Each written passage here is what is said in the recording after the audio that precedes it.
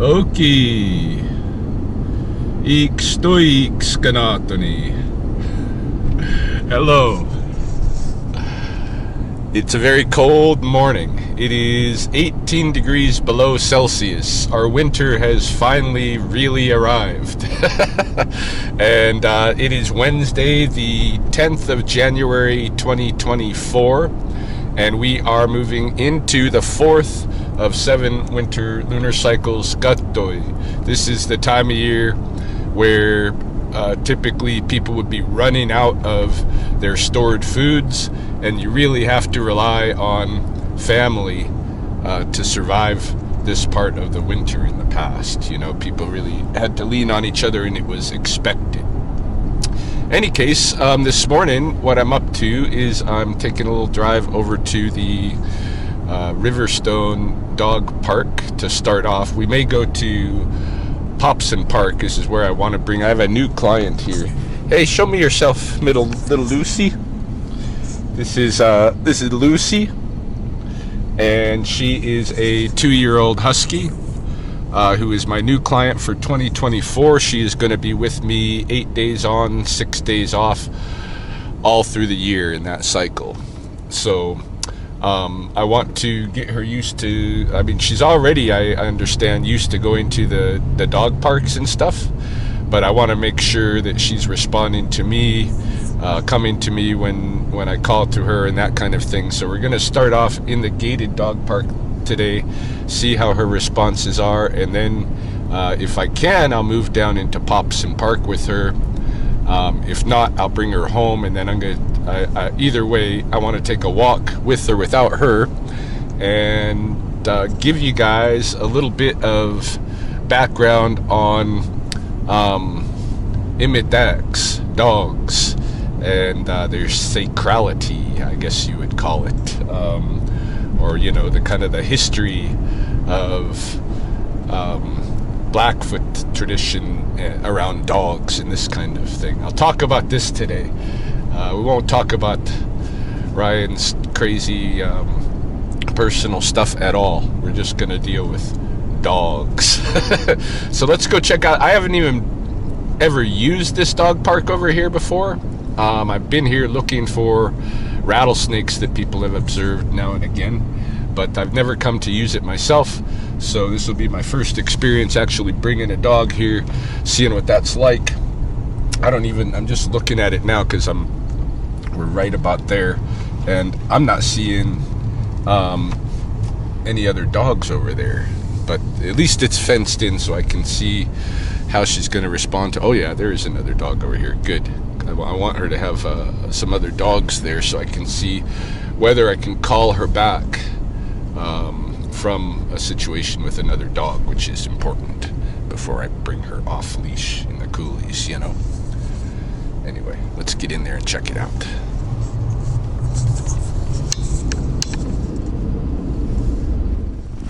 Hey, Lucy.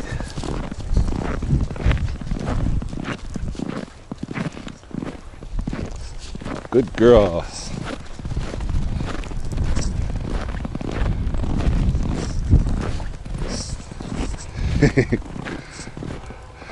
She's off after that other dog.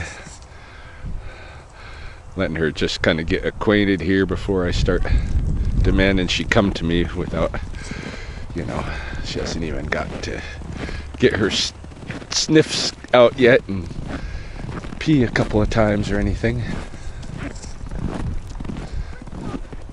She's peeing again. Lucy! Come here! Come here, girl! Lucy, come! Lucy, come! Come here! Come here! Alright, well, that's pretty good. That's pretty good come. She didn't come right to me. She got distracted by this smell, but she did come. Try some more a little bit here. Then I'll think about what to do in terms of whether to go to that Popson or not.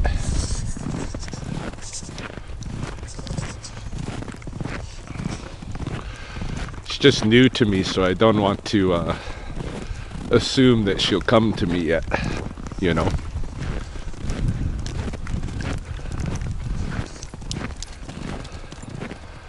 And I definitely don't want to lose her in an unbounded coulee.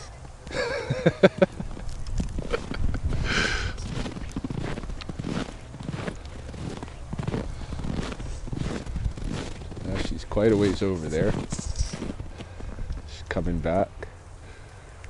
Come on, Luce! Yeah, she's gonna keep looking out for me, I think. Good girl.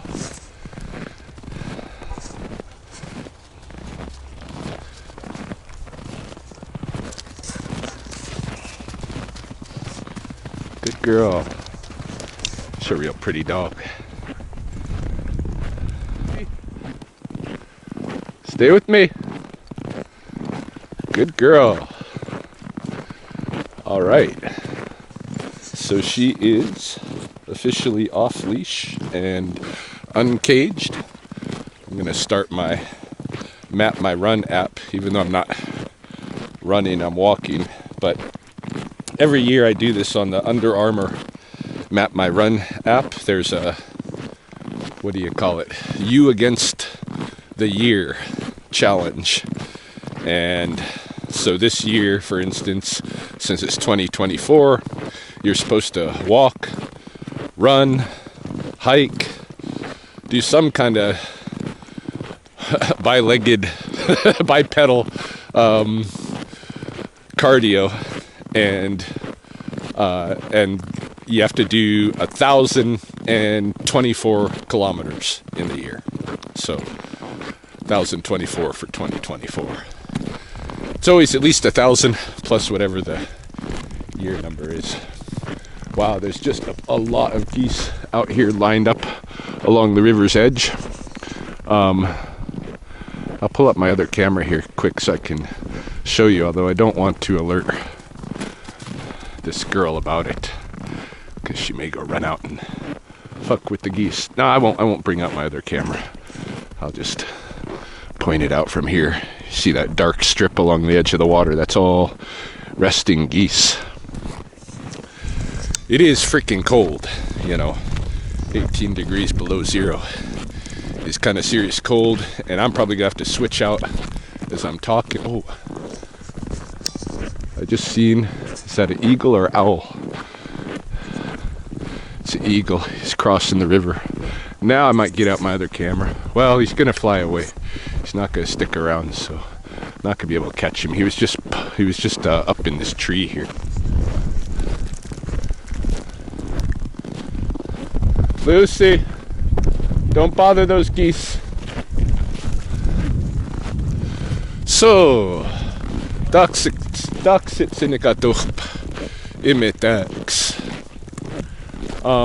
the origin of dogs from Blackfoot memory is tied in with the Beaver bundle, the bundle that I took care of, which is the first bundle in the Blackfoot spiritual complex.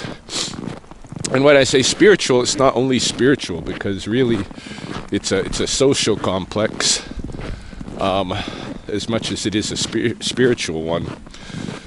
And when I say the word bundle, you know, like, of course, if you're Blackfoot, you're familiar with this, but if you're not, and especially if you're just not native in general, you may not know what the heck I'm talking about. I'm talking about something physical, tangible, that in the case of the Beaver bundle, and I'm going to go through a brief origin of that story. Hold on. Lucy! Come on, Lucy! She went down on the river. Lucy!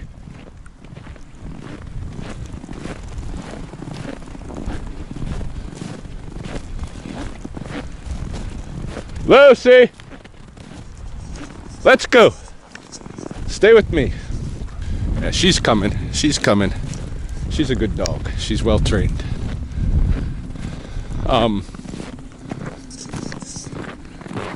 Yes, you're a good girl.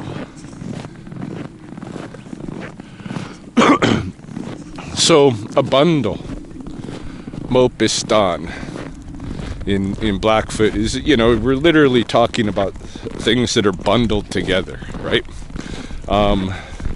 Physically, tangibly, it's usually a collection of hides, animal hides, and maybe some other things. There could be artifacts of different kinds, you know. There could be other things in the bundle. There's usually a pipe, you know. But it's a lot of hides and a lot of animal parts. These are whatever animals and stuff contributed to the creation of that bundle that are represented there. And with the beaver bundle, it's really an all-encompassing thing, because the beaver bundle is the original, and it is an embodiment of the treaty between the human beings and the other animals and plants that live in Gitawsinon, like Blackfoot territory. Gitawsinon literally means like what feeds us. That's how to refer to the territory. It's not like you're talking about land, my land, like you're a English noble or something. Gitawsinon, what feeds us. So there, in the past, there was an occasion where there was and this was pre-dog, and in the pre-dog days, the animals that people would rely on, especially as hunting partners, were the crows and the magpies, the corvids. So there's a very long tradition, who knows even how long, going back, of corvids and humans being bonded. And that continued on even after the dogs were introduced. But during the origins of the beaver bundle, there were no dogs yet. Nobody knew anything about dogs. And what was going on was there was a Blackfoot trapper named Whitegrass, Matoyapi, old grass, old man, some people will translate it as, or Whitegrass. Whitegrass is still a name, a last name in Montana, you know. You'll see people on the Blackfeet reservation there with the name Whitegrass. Even here on the Bloods, you know, I know a Whitegrass, several of them. Well, I know Melissa Whitegrass and her sisters and her mom, you know. She was one of Blood Tribe's veterans. Oh, we got another dog coming up, so we're going to have a little thing here with Lucy! Come on, stick with me. So she's going to have a confrontation with this dog, which is cool. Be a good girl. I'm going to turn off the video recorder for a second, warm my hand, and there's another couple of dogs behind this one, so I'm just going to deal with the dog socialization and we'll get back to the story. Just show a little bit of this. She's doing good. These two dogs are not going back to their owner, but Lucy's doing very good about coming when I call her and stuff. She's playing chase. Lucy, come on back. See, she's very good. Good girl.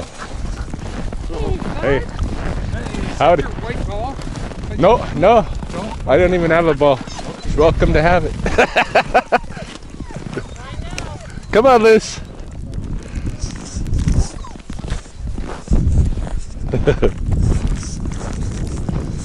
Come on, Lucy. Oh, it's because this boy is smelling her. She's in heat.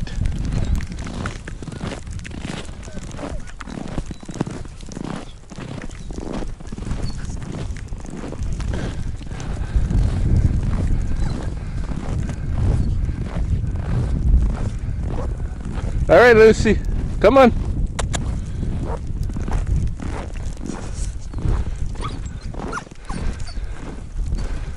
This guy doesn't want to leave her.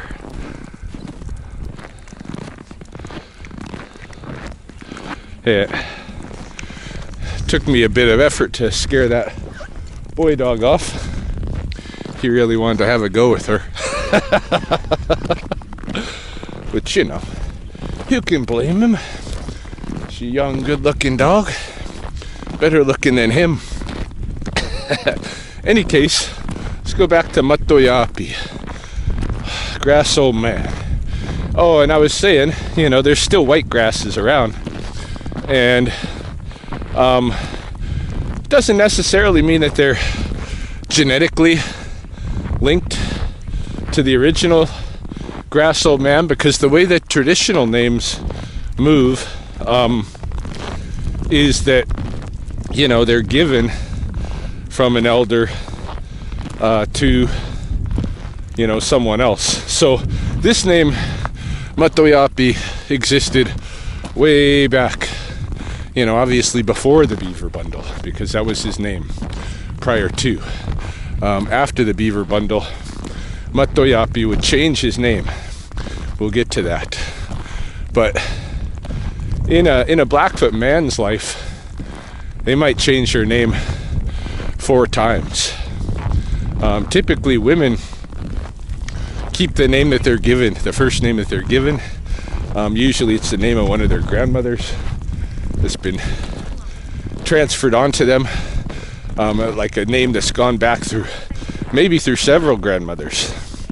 But names also originate, and when they, like, you know, there's going to be a first time use of a name, and we're going to see an example of that in this story. And once Matoyapi decides to change his name based on this experience that he's had, or going to have, then he has the right to give away that name Matoyapi that he's been living with.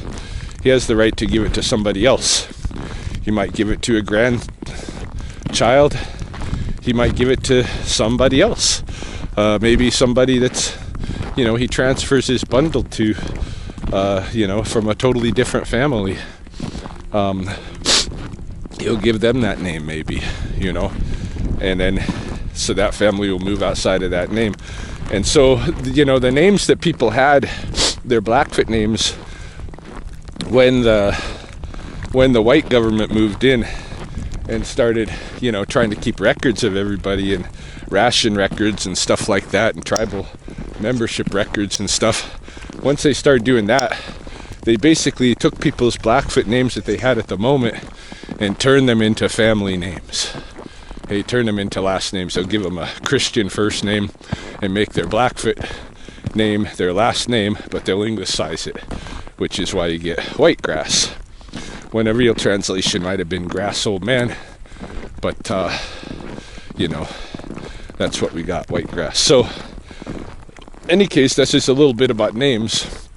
Matoyapi was a very successful trapper, and he was known throughout the Blackfoot world for trapping the rarest of the animals.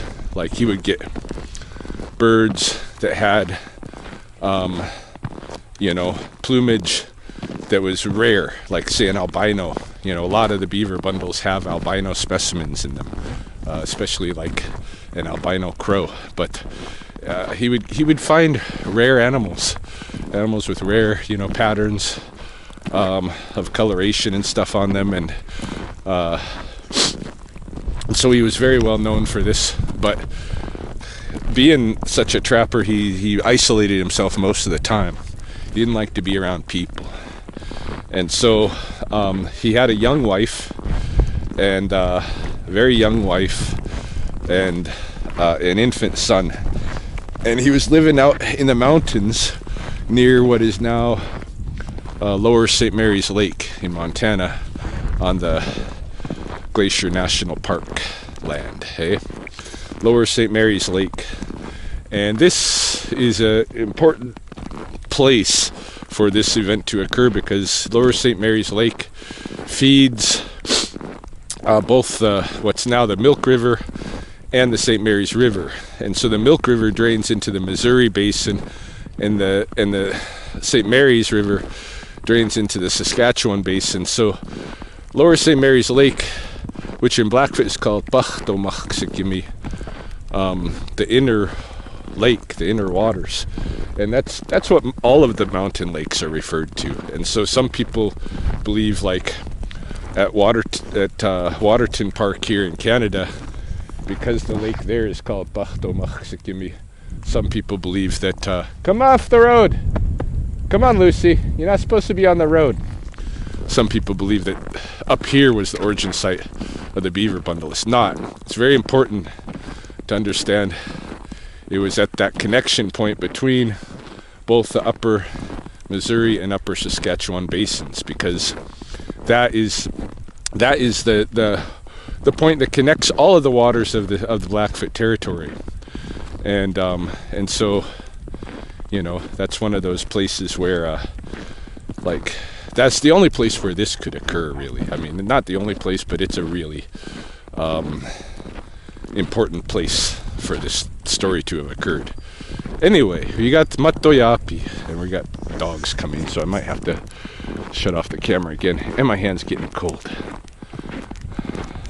Alright, hold on, I'm going to take a minute to deal with the dog situation and warm up my hand again, and we'll get back into it. Yeah, it's a good thing I stopped the camera, because it really took a bit to get that boy dog away from her again. Fortunately, they were parked there, so they were getting in their vehicle. So once I got hold of Lucy here, I just tethered her, and with her led the boy dog back to their vehicle. Yeah, I don't know if it's a great idea to have her out here when she's in heat a little bit, but I don't know. He didn't even have a collar on or anything, so they couldn't even grab him when they get close to him. So Whitegrass, living out there, young wife, infant son, trapping these animals, and he'd be gone long periods out there doing this trapping. And his wife is left alone. She was getting lonely, so she was asking him, you know, maybe I can bring one of my sisters up to live with us. She can keep me company. And he thought that would be a bad idea. They'd create a bunch of noise, he knows. They'd be giggling and stuff and having fun, and scare the animals away. So he thought, nah, not a good idea. And then she proposed, well, maybe while you're trapping this next little while, I could go stay with my parents, you know, and be with my family visiting for a little bit, and then when you're ready you can come get me. And he's, you know, he really wanted her to be out there for company for himself. So he kind of went against that too. So he didn't give her any options. He just continued leaving her lonely all day and bored and stuck with the baby, and he was out doing his thing, and she had no help. And so one day Whitegrass comes home after the end of the day, after running his traps and stuff, and finds that his young wife is not there. His infant son is alone in the teepee. His young wife is nowhere to be found. He searches all over for her. He finds an area where she's gone down to the water, like her moccasin prints lead down to the water, to the lake, and even into the water. But he can't find anywhere that she comes back out. He goes along the edge of the water looking, and he's a good tracker, you know, famous tracker and trapper and all of this, and he can't figure out what's happened to her. All she knows is that at some point she went into the lake, and it doesn't look like she came out. He did find some big grizzly prints not too far down the shoreline, and you know, when things got dark and there was no sign of her, he started just putting it together in his mind that she must have got eaten by that grizzly, or the grizzly chased her into the, she got scared, went into the, maybe she went down there to collect water, saw the bear coming, and got into the lake to get away from the bear, but didn't make it back out of the lake, you know. Something happened, but Whitegrass figured she was gone. He started crying. His infant son was there next to him crying, and he had nothing that he could feed him. Because, you know, in this days, you can go down to the Safeway and get yourself Simlac. He was in a real predicament. He had a very baby boy. No car to take him quickly to any camp, you know. Nothing like that. And his young wife is gone. Probably this meant his baby was gonna die. And so he's sitting up in his teepee crying at night that night, just bawling. In the middle of a night, all of a sudden he heard something approaching his lodge outside, like footsteps. And sure enough, it was an old man. It's out of nowhere. And came into that lodge. Come on, let's do one more round. Came into the lodge with Whitegrass, and he sat down, and we told him, don't cry. You don't have to keep crying. Your wife isn't dead. I know where she is. She's alive, and I can show you how to get her. But if I do that, you have to follow my directions, exactly what I tell you to do. And you'll get your wife back. He said, I'll come to visit you again tomorrow night. Pull yourself together. Be here for your child. You know, we're going to get your wife back. Trust in this, and I'll return. And he left. And then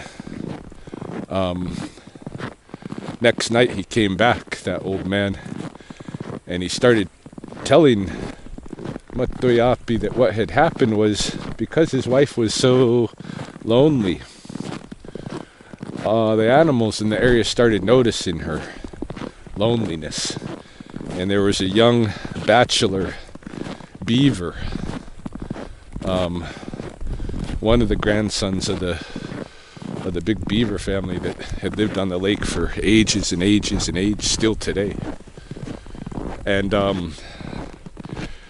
this young bachelor kind of fell in love with that guy's wife, who was sitting around lonely. And so he transformed himself one day to look like a human being and go approach her. And he charmed her and took her away to live with him and his family in the Beaver Lodge. And things were going well there, you know. Things are going all right. But, you know, Whitegrass, there was a way for Whitegrass to coax them to bring that lady back. And that was ultimately to catch and kind of hold as ransom the Beaver family's very favorite new young pup, a little albino pup beaver. And so that old man told Whitegrass, you know, he would be back again and give him more details on how to catch that pup. But that's what he needed to get, was the pup, in order to hold the pup and force the Beaver family to bring his wife back. So the next night, again, the old man came, giving more details on how to do this. And what he outlined was that Whitegrass needed to go down to this certain patch of willows at the edge of the lake where that beaver pup loved to come and eat. And he needed to dig a pit in there and hide himself in the pit. And the way to mask himself was to go and collect duck shit all along the lake edge and smear it all over his body so that his scent was hidden, and then wait in that dugout in the willows, and when the pup came, to grab him just by hand. So this is what Whitegrass set out to do, and the beaver, the old man told him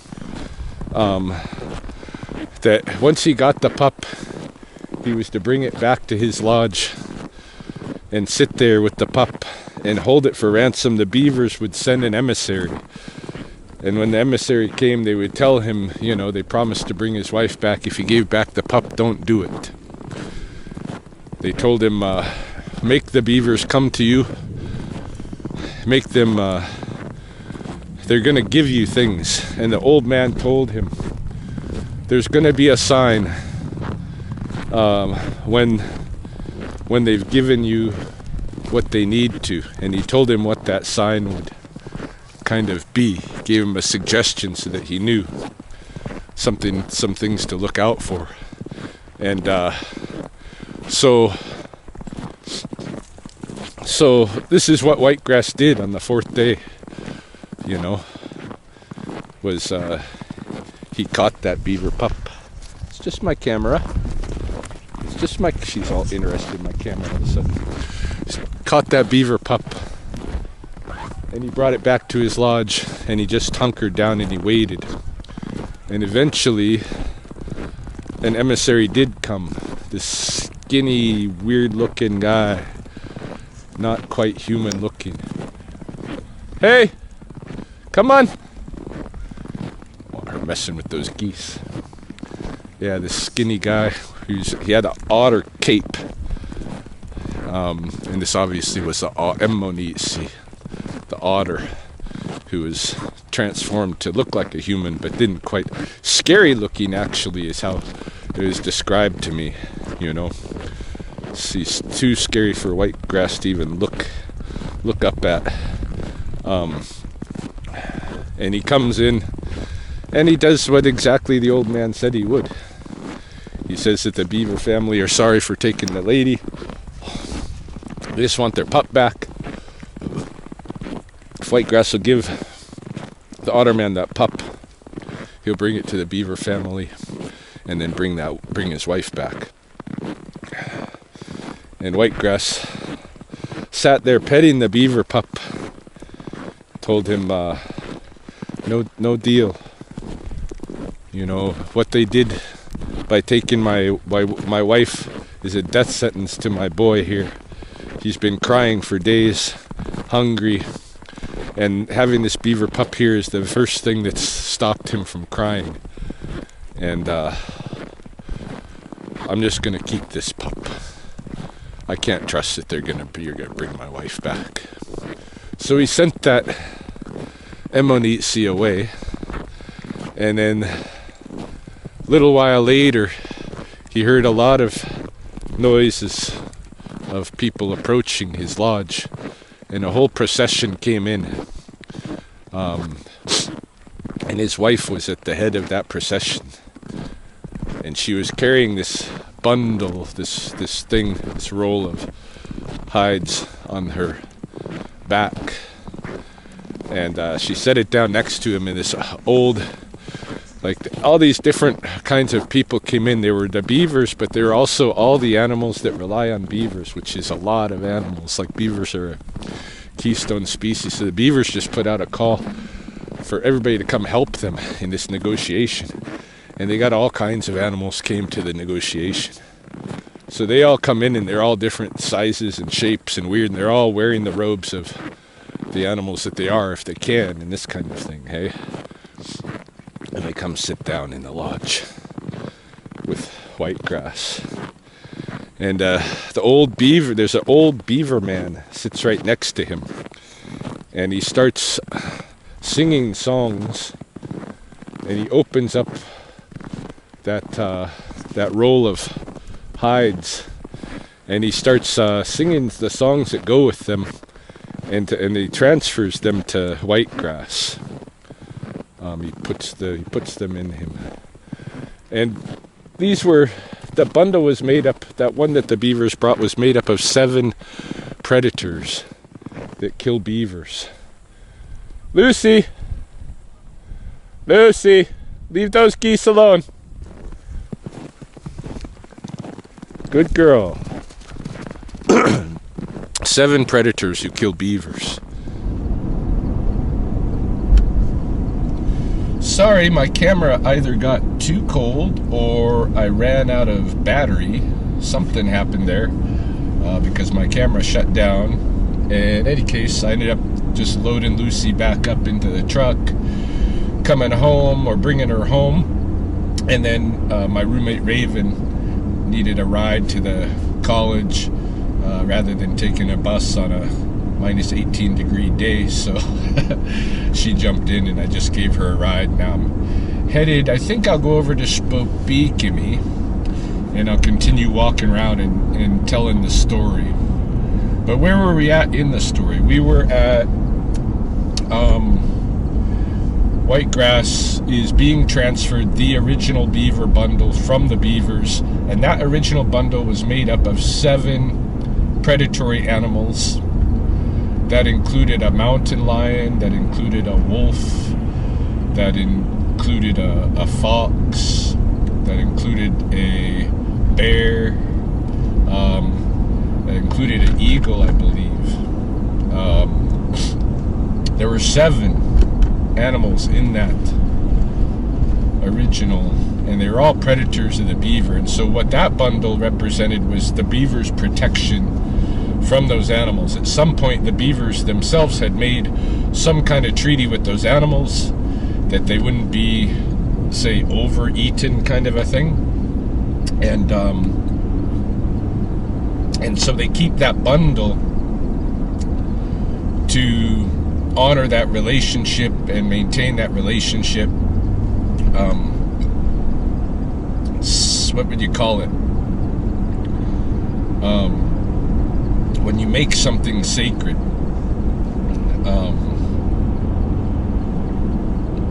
but I feel like this is what the bundles do. They make these sets of relationships, bundles of relationships. They honor them, and they make them. They continue to remind us of how important and special and sacred that they are. You know. So the beavers were giving this to Whitegrass, to Matoyapi. They transferred him their protection. They brought his wife back, and then the old man beaver, after he'd done that, told him, you know, all we're asking is for you to return our grandchild. But Whitegrass had been coached by that old man who'd been coming in his lodge, like a spirit man, in the middle of the night. And he knew that he wasn't supposed to give up the pup yet. There was more that was supposed to come of this event. So he just continued petting that pup. Again, he couldn't really look around because it was too horrifying to look at these animals trying to be human. But he looked down and just continued petting that pup, and he told Whitegrass, it's not enough. Like, this bundle that you brought me is not enough. And at that point, remember that skinny man who had come as an emissary that first time, Emonisi, the otter man. Emonisi stands up and addresses the other animals there. Well, shit, he probably didn't stand up. That's kind of a white thing. But he says to the other animals, he said, like the nerve of this human being. Yeah. They only just arrived.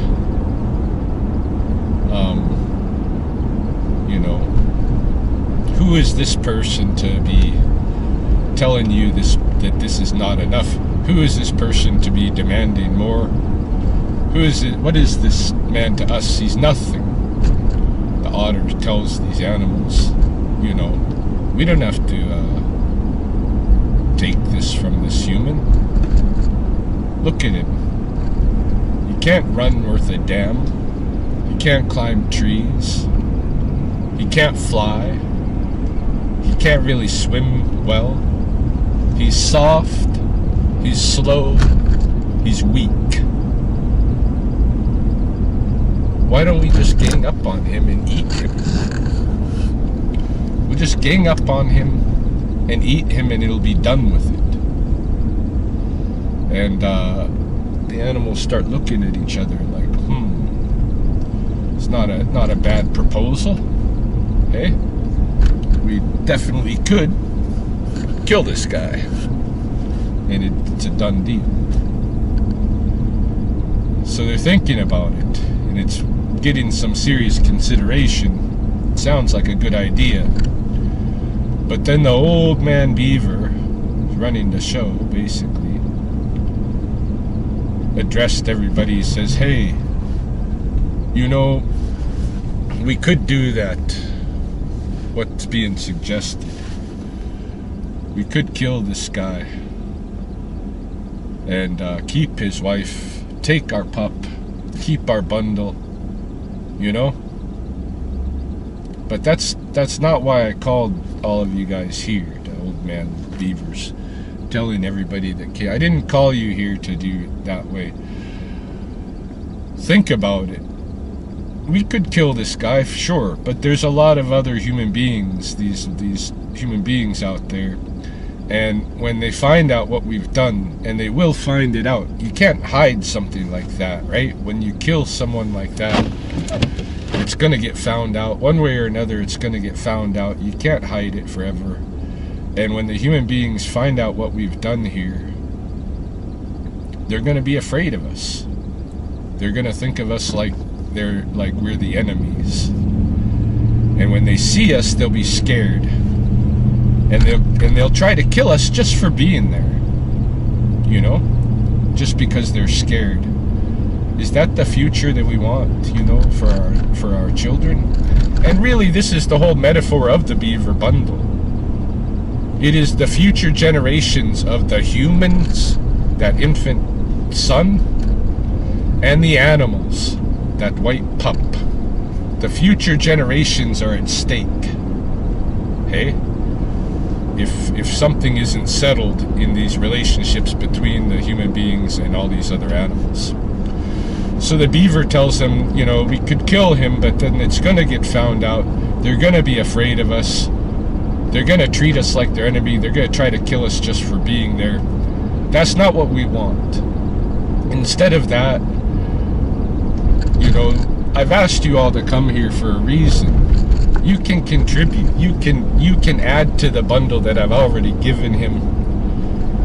Why don't we help the human beings? Yes, Municipal points out how he's slow, he's soft, he's weak, he's got all of these deficits. Why don't we help them? Because we've lived here a long time. We know how to be. We know how to get our food. We know how to protect ourselves. We know how to build our homes. We know how to keep our families and our marriages. You know, we know medicines. We know all of these different things. We can transfer these to the human beings and teach them how to live here. So that they can make up for their deficits, eh? And so this is what happens. One by one, each animal starts coming up and contributing to the bundle. And each of those contributions, some of those are separate little stories in themselves, you know. And I won't go into all of those because we're just talking about dogs here. But the dogs are involved. And the way that the dogs are involved is after all of the different animals who are there have given something to the bundle, their robe plus their songs, whatever they want to contribute. And in those songs are in the lyrics of those songs are what they're revealing about, you know, what they're offering to the people to help them. Okay? And all of those animals gave something, and when they were done, Whitegrass still, because of what the old man told him, he said it's not enough. Not everybody here has given something, and it was true. There was, next to the the lodge door on either side, there was some kind of almost spooky people sitting there with a robe, like a hide robe, pulled up over their heads and covered. They had never uncovered themselves this whole time in the ceremony. And so Whitegrass says there's still people here who haven't contributed, haven't given anything. And at that point, then those two people by the door pull their robes back. And on the one side, on the north side, there's an old man. And it's the same old man who is coming to Matoyapi's lodge in the middle of the night, giving him, the same old man who instructed him how to get his wife back, was sitting by the north side of the door. And on the other side of the door was an old lady, Kepedaki. And they start singing their songs that they wanted to contribute to the bundle. And as they were singing their songs, it became immediately apparent that these were the human embodiments of the sun and the moon. And when they were done singing their songs, and there was a lot of them, then the moon opened the door and she called to somebody outside, and a young man came in. A young man, and he was guiding two animals that Whitegrass and his wife and the human beings had never seen before. And these were the dogs. And that young man was the morning star, which is the planet Venus. Okay? And there's a lot that's involved with, we'll get into with the planet Venus, and the morning star. But in Blackfoot tradition, the morning star is always part of this sacred triad, trinity, the sun and the moon and the morning star. So the morning star comes in, and he's guiding these two animals nobody has seen before. These are the first dogs. One is black and one is white. And one is a male and one is a female. And the morning star, Ipisoas, he sings his songs for the bundle that are to be included with the bundle. And there's a good number of them. And then he gave the two dogs, well, he's wearing a, and this I think is important to think about. I haven't come to any kind of solid opinions or understanding about why this is. But I'll just tell you about it because it's in the mix of my thinking. And at some point I'm probably going to have a breakthrough and understand it better, why it's this way. But Ipisoas, the morning star, is wearing a natayo, a lynx tail in his hair. And the lynx is the animal that is the animal representation of the morning star, in the bundle. And in some other stories as well. Hey, some other origins of some other bundles. The lynx is the morning star. And so, in effect, a cat gives the humans the first dogs. A non-domesticated cat. There was never any domesticated cats here. Not that I entirely think a cat can be domesticated. Or any animal. I mean, I think it's all just relational. But a cat brought the first dogs. And like I say, nobody had been around these animals before. I mean, they're like wolves and coyotes and such. But these were different. They were a different animal.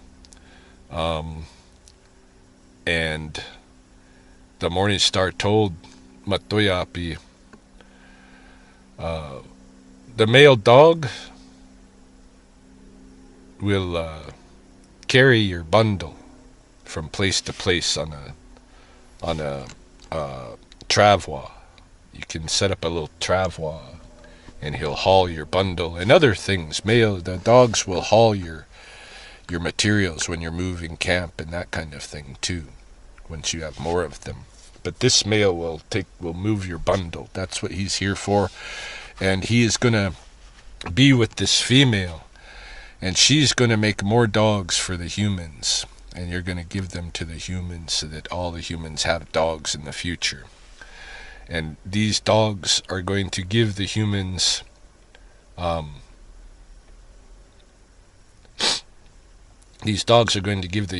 protection whenever there's any danger. The dog will stand between you and that danger and fight for you. These dogs will also be your hunting partners. They'll show you where there's animals.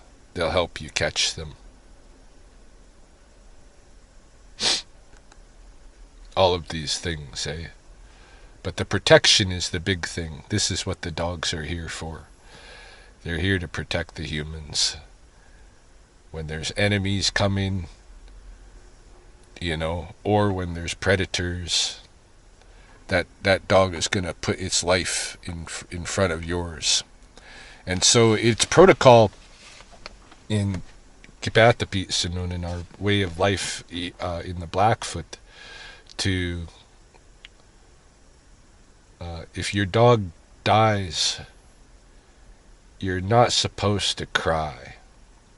Now, people cry, when their dogs die. But you're not supposed to, because it's like the dog has fulfilled its life mission, It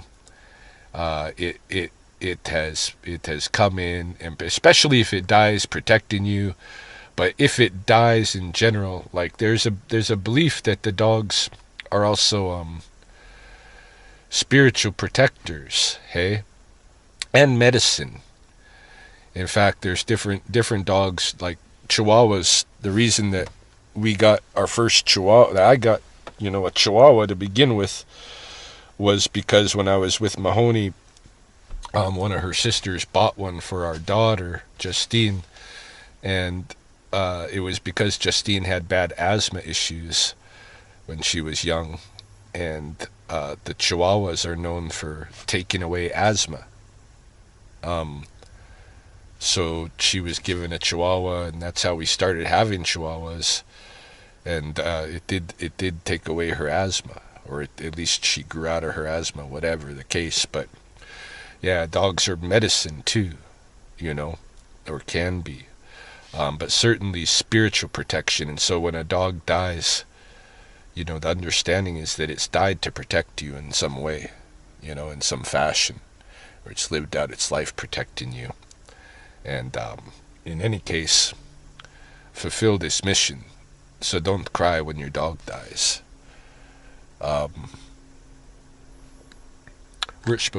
Let's take a little walk around, and I'll talk a little bit more about dogs. It was the introduction of the sun, moon, morning star, and the presentation of the dogs that was the thing that Whitegrass was looking for to draw that negotiation to a close. It was the dogs in particular that he knew, when these animals are brought in, that these animals are given to you that you've never seen these kind of animals before, then that'll be enough. And so that was the origin of the Beaver bundle. Whitegrass at that point, gave the pup back and announced that he was taking a new name from that event. He became known as Nato Sianipi, brings down the sun.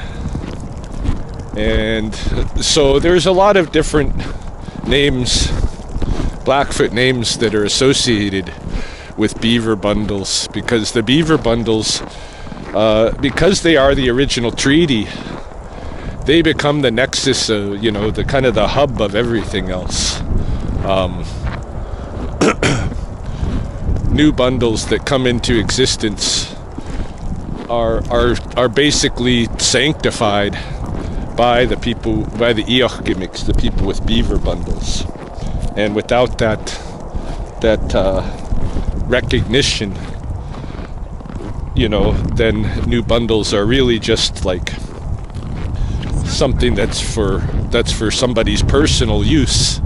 Maybe it's a Asokanaki or something has been given a dream, a gift in a dream, or had an experience, a vision experience with an animal or some spirit or something, given a bundle of some kind. But it won't be for the community, unless it's sanctified by the beaver bundles. Even new bundles that came from later on from the Thunderbird or from the sun and the moon themselves, they were still sanctified by the beaver bundle, recognized by the Iachgimiks before the human society really believed in them, brought them in as part of the communal bundle system. So anyway, that's how the beaver bundle emerges, and that's the bundle I was transferred. And I still, even though I don't have the physical bundle and don't host the ritual anymore, it's with Mahoney, and we should actually, but because of family intentions and stuff, because we broke up, that bundle's been stagnant with Mahoney. I've asked her to open it. I want to open it. Last time we did open it, I ran the opening. I know how to do it. But,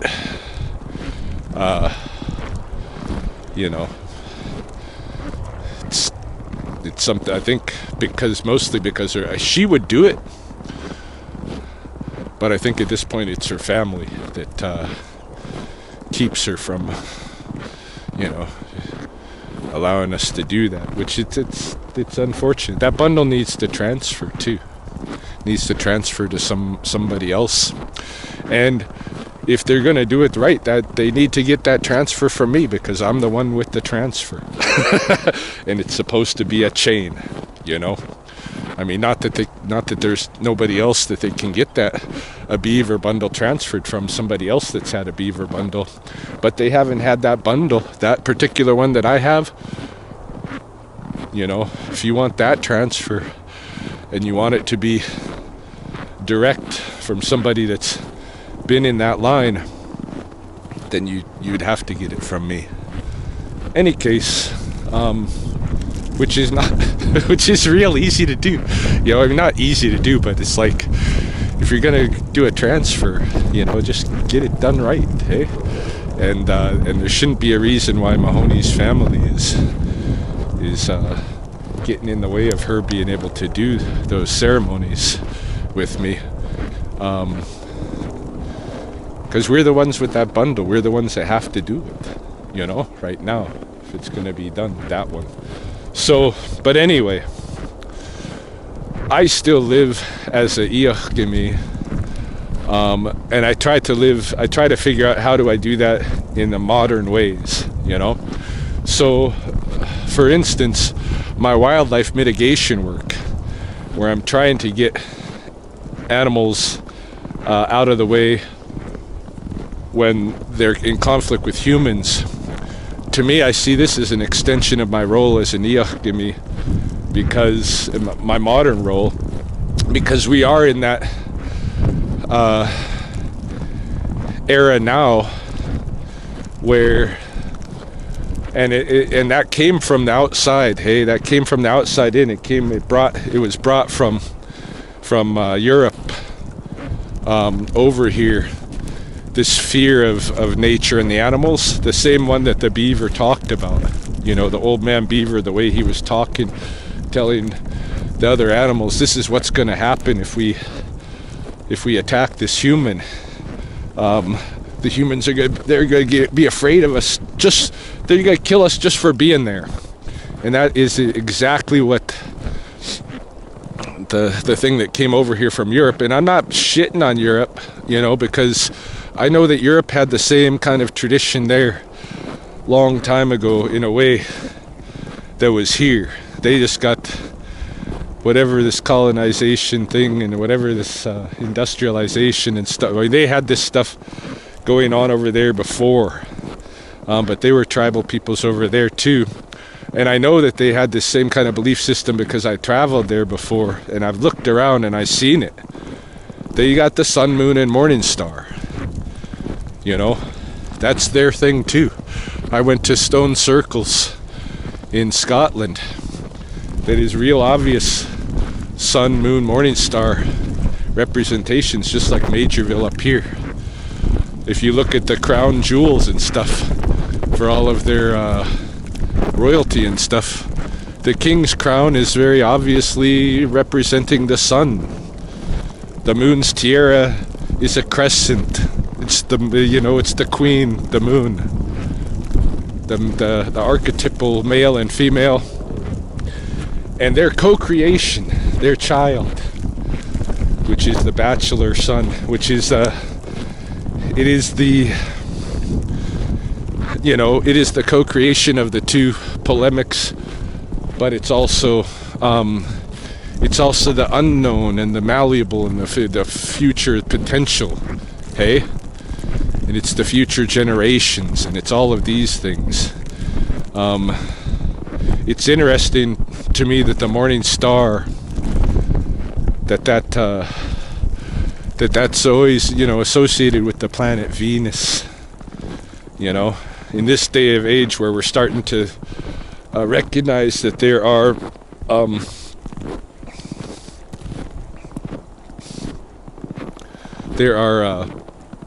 visitors, perhaps. I mean, maybe they're from other planets, but maybe they're from beyond there, but out that way, you know. I think there's got to be a reason why the planet Venus, is associated with the morning star and with these kind of gifts. And the morning star has married human beings in Blackfoot stories. Married Soatsaki, Tail Feathers woman, which again, that name Tail Feathers, it was eventually turned into a family name, and has been passed down. And right now, my two roommates, my tenants at my house, are both, their last names is Tail Feathers, Soatsaki, Tail Feathers woman. I have two Tail Feathers women living in my house. But Morning Star married Soatsaki, married her and had a child with her. So these kind of stories and stuff. I forget who it is, but there is a professor, I believe, at the University of Montana. I'll grab her name and add it in here. But she's been researching native stories of like alien abduction and such. Hey, I don't know how I even feel about all that. Well, I do kind of know how I feel about it. Because I had a experience myself where I feel like I encountered the moon in a dream. She came to me. It changed my life, actually. Told me something very important that I have yet to change, but has been part of my life ever since. Gave my life huge direction at one point. But when I met her in my dream, she looked like a gray alien at first, until she started showing me herself and she had in her all women. She was the female archetype. But my first impression is this is a being that looks like one of those gray aliens. But I knew right away that it's not an alien, that it's like a spirit being from here. So with the morning star is always the child in this, in the triad, and this is the original Holy Trinity, I think, before the Catholic Church got to it and made it all about the man. It was the sun, the moon, the morning star. It all suddenly becomes, the God, and the quote unquote son of the God, and the Holy Ghost of the God, or it's all the same thing, right? But that's the Catholic's contribution, and I try to get the Catholic contribution out of stuff. When I'm thinking about the old European religion, I'm still thinking it's sun, moon, morning star. I know it is. And so the morning star, the cat, brings the dogs. Now, the dogs become a big feature in Blackfoot life, of course, after the Beaver bundle. Some bundles that emerge later have protocols where you're not allowed to have your dog in your house with your bundle. That has today become kind of a generically widespread belief with all the bundles, but it's not the case. This is what I was taught, and this is what I practice from my elder Meeks Gamisoka, some iron shirt, the late Alan Pard from Begunny, who taught me the Beaver bundle. Also taught me specifics around the different protocols for things, because there's a lot of generalization that goes on now. And so, some people won't have dogs close to them because they're involved with the bundles, or dogs in their house because they're involved with the bundles. But if you're involved with the Beaver bundle, you should have dogs. There's a whole, if you're in the dog society, you should probably have some dogs. There's a lot of, even with the Beaver bundle, your dogs can be right inside your lodge and everything, of course. There's dogs in the bundle. There's dogs in the bundle. There's dog songs, and there's dog tales to represent the dogs that are danced in the ceremony. The ceremonies that are hosted in spring and fall, at the turn of summer, winter. So yeah, it's not the case that all bundles require no dogs in the house. It's just something that people have generalized. That's very specific for certain bundles. Like thunder pipes. Thunder pipes, you should not have your dog in your house. But the other bundles, it's okay. And so dogs end up playing a part, of course, in the Beaver bundles and in the lives of the people very much. And so you see them come up in other things. They later down the road, other bundles and things that come, dogs are involved with them. And there are some real, there's even a sacred society, the dogs, Ganatsometaks, the crazy dogs. That's comes from the dogs. The way that occurs, my understanding, and I'm not a Ganatsometa, so I don't know what they're taught, but my understanding is that there was this young woman whose father was, real respected, important guy in their clan and stuff. And she wasn't going with any of the guys, you know, the young men. She just didn't seem to have much interest in them. And she had this big dog that she would take around with her. It didn't belong to her. It belonged to this other guy. But she'd go to that guy and she'd borrow the big dog if she's going to go, like, fetch firewood, something like that. She'd go rack the dog up with a travois and bring it with her, you know. And so she started spending a lot of time with this borrowed dog that she would take with her to help her work. And she really kind of, you know, fell in love with the dog. And one day she told that dog, you know, she said, "I wish you were a real, like, human man. I would marry you." And so not long later, one night in the middle of the night, somebody crept into her teepee, into her lodge. Now, she was still living with her dad. She had 2 brothers, my understanding. But teepee creeping is a real thing among suitors, lovers, you know. So somebody crept into her by her bed at night, and she woke up and it was a man. He was trying to kiss her, and he kissed her.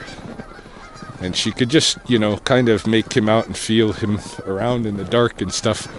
She realized this is it's a fine young man. Like, he's got good musculature, you know, he's got nice hair and stuff. But she can't tell who it is, eh? And so he just, like, that first night, he just kind of makes out with her and stuff, and then sneaks off.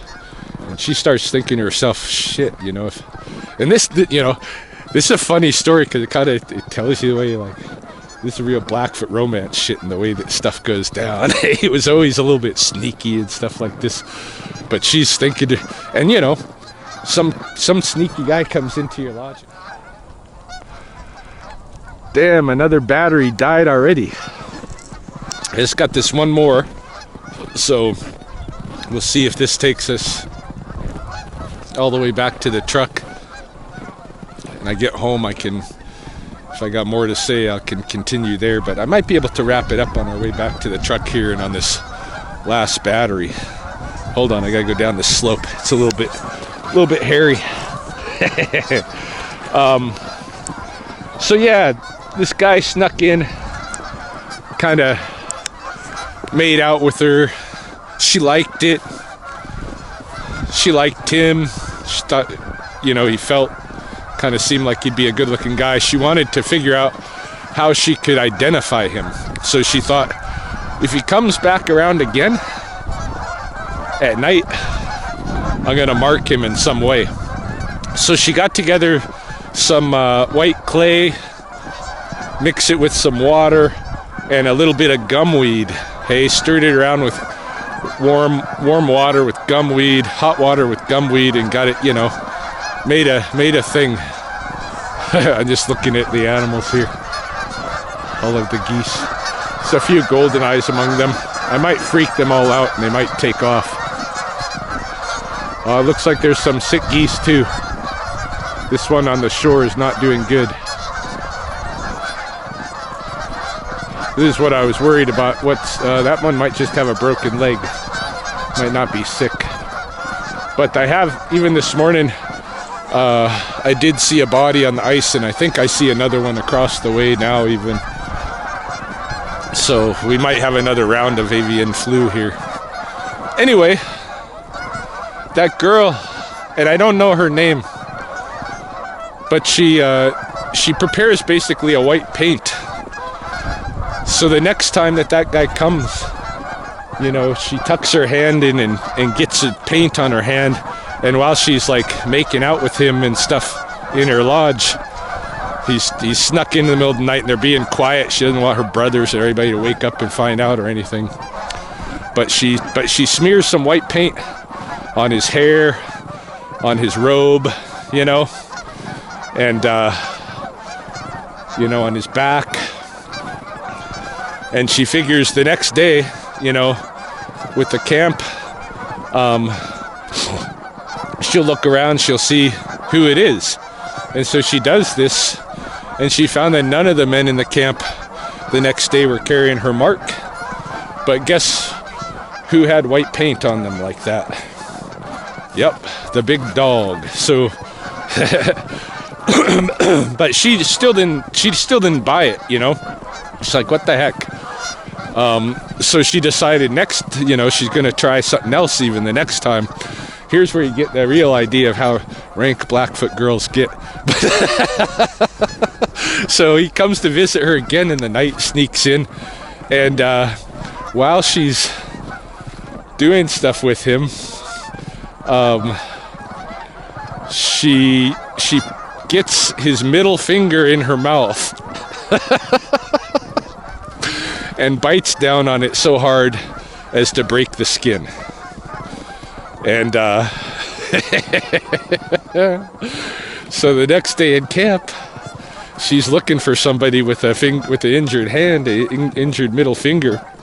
There's no guys with injured fingers, but that dog has kind of a lame paw.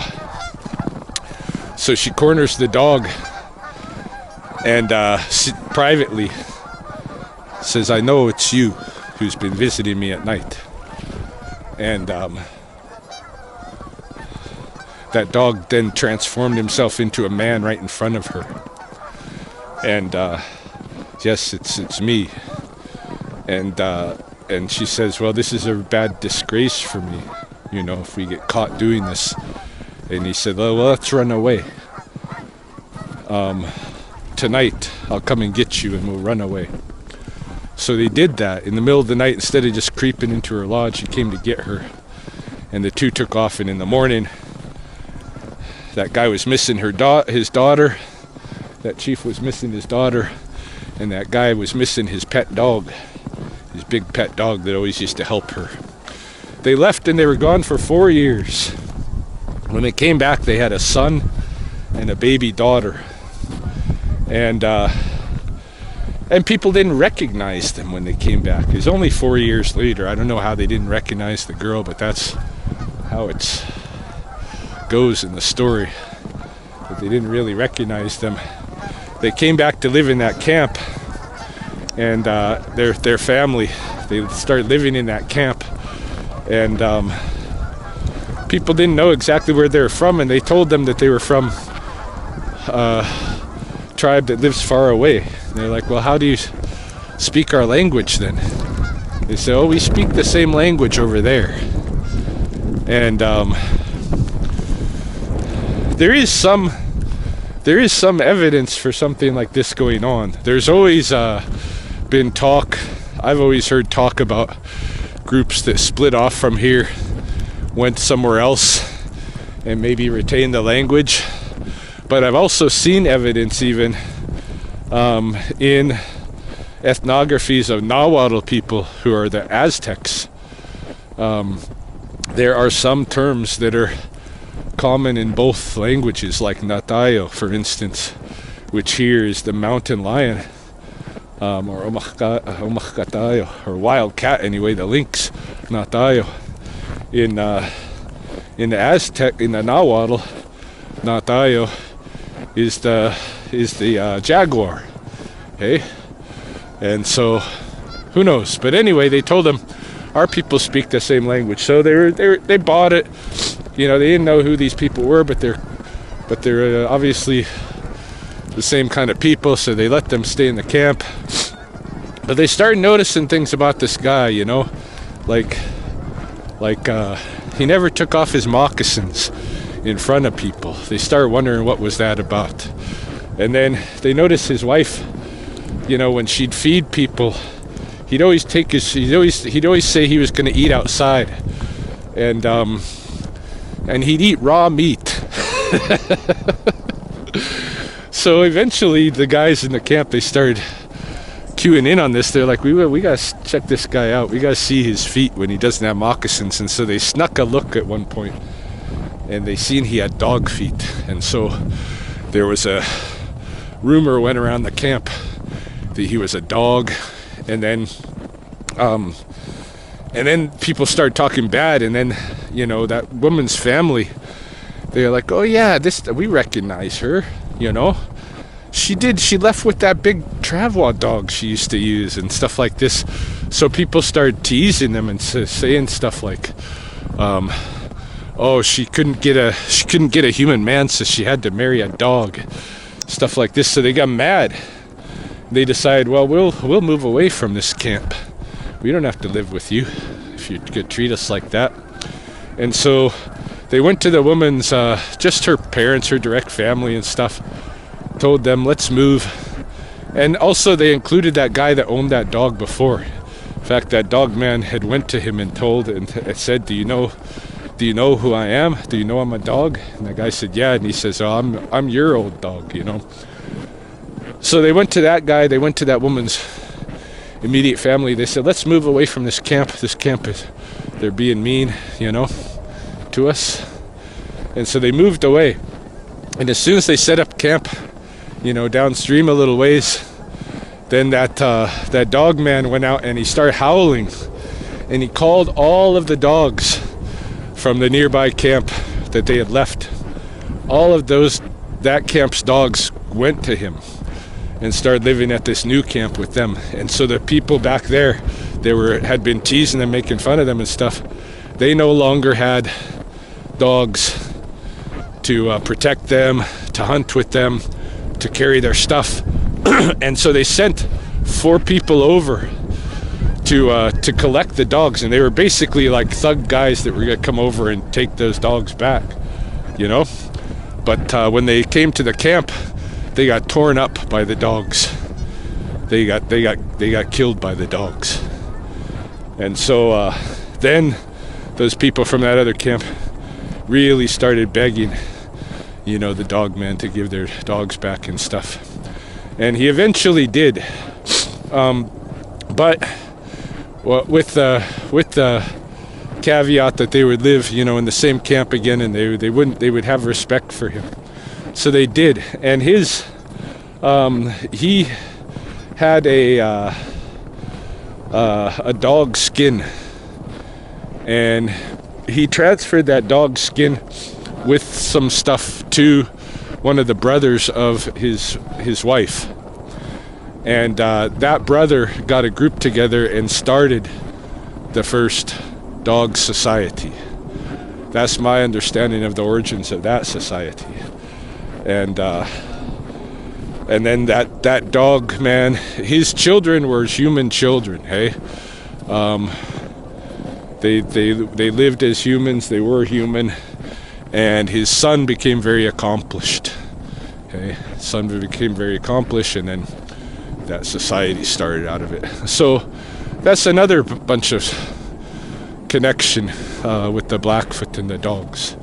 But yeah, the dogs are sacred, hey? And the dogs are important, and they're really pivotal in the Beaver bundle because they represent, I guess, in themselves this bundle in a way.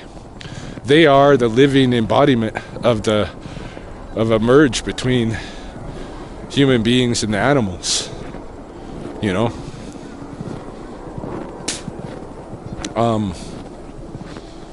So they're very important, and I think you know, me including them as another big aspect in my life is, again, you know, just a reflection of me living my role, you know, what I think is my role. I'm trying to think if there's other things that I wanted to say about the dogs.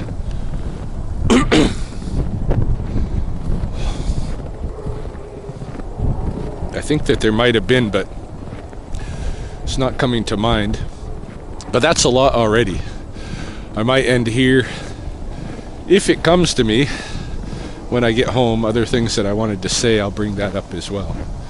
But I might just leave it as is.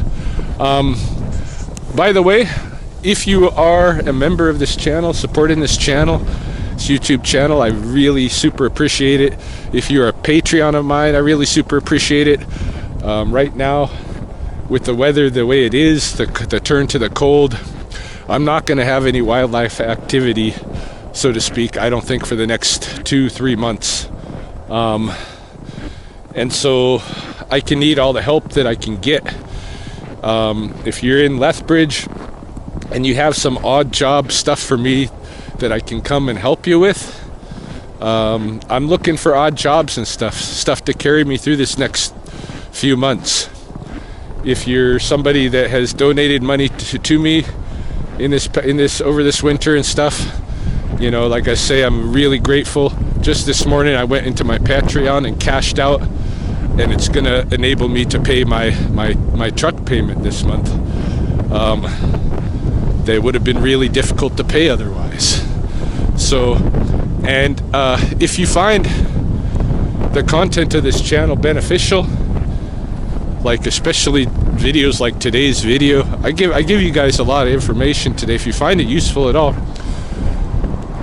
and please consider making a donation to me to help me get through the winter to where my wildlife work kicks back up when the weather warms. Doesn't have to be much, you know, it could be any amount. Any amount is going to help me. But you can make a donation through this channel via the PayPal link that I have here. You can become a member of this channel. You can go to Patreon, whatever. But please consider pitching me a few bucks, you know, even 5, 10, 20 bucks or something. If you find some of this content beneficial to you, and that will help me carry through the winter. So, along with, if you're in Lethbridge or you have any odd jobs, anything I could do. I had planned to do snow removal this winter, and this is only like our second snow. So I got to find some other ways to bring in a few bucks. Donations is one way, but definitely I'll do some odd work and stuff like this too. And yeah, thank you very much. Those who have already donated, you're actually seriously saving my ass in some respects this month with my truck payment and that. And again, if I can remember anything more I want to say about dogs, I'll say it when I get to the house, but it's probably going to be the wrap for this video. Hope you enjoyed it. I will add this one little bit.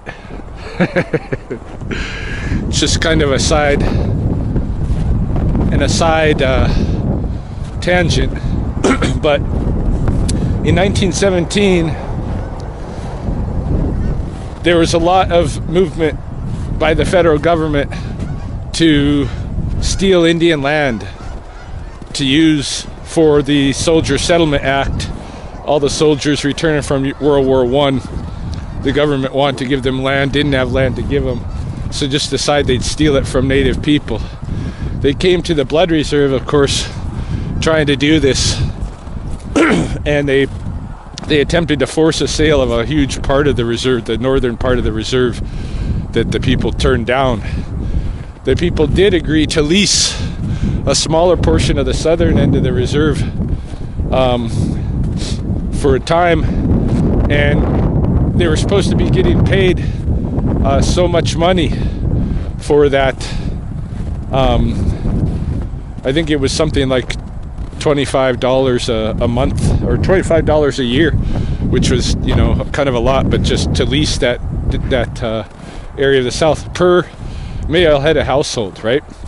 $25. But turns out that the actual, like, what was printed that they signed was not what they were told. It wasn't $25. It was going to be like $6 a year. And then when the first year was done, and they were supposed to get their first new payment of $6 after signing this lease, the Indian agent brought in a guy to go door to door with a rifle and tell people that there's a new dog tax on the Blood Reserve, and that everybody is to pay $6 or he has to shoot their dogs. They could, of course, sign over their $6 payment for the lease in lieu of giving their own $6. But yeah, this is how, like, wicked that was. And that was, to me, that's the first the first animal control in Lethbridge was this thing that went on, where they went door to door with the rifles, threatening to kill the dogs unless people signed over their money. And this is, you know, along with the sacrality of the dog, this is why I do not agree with Blackfoot people having municipal or city animal control legislation put on them in any way, from the Canadians. It's inappropriate. Dogs are sacred to the Blackfoot. The origins are here. The songs is here. You know, and the history of you know, fining people for things around dogs just starts with this bad thing and doesn't go anywhere good. So when I get fines, you know, on occasion, and they're telling me your dog barks too much or something like that, I go to court and fight it. And the city got upset with me the last time I did this. They ended up dropping the suit because it was going to cost a lot of money for the lawyer to come fight me for $80 or whatever because they say my dog barked. I don't believe they should be giving a Beaver man any kind of citations around dogs at all. Or any like Niitsitapi person. Really, it's none of their business how people of this tradition that's originally here continue to relate to their dogs. You know, and I know we got to live together in cities and stuff, but you know, you don't get to press weird foreign dog laws when dogs are sacred. So I resist participating, you know, in all of that kind of stuff, licensing of dogs and all of that stuff, all of that. That's just an aside, but that's why I have that it's not because, you know, I don't believe in the city or I don't believe in whatever, that I want to be an asshole or I think I should have special treatment. I'm just trying to live a sacred relationship, you know, with dogs. And nobody that I know has any business. Nobody that I know from Blackfoot world or outside has any business interfering with my relationship with dogs at all. As a result of my transfers, I believe. That's just my opinion. Anyway, that's a little aside. I think that's all I want to say for now, but that's quite a bit. Dogs, imitax, our protection, our sacred protection.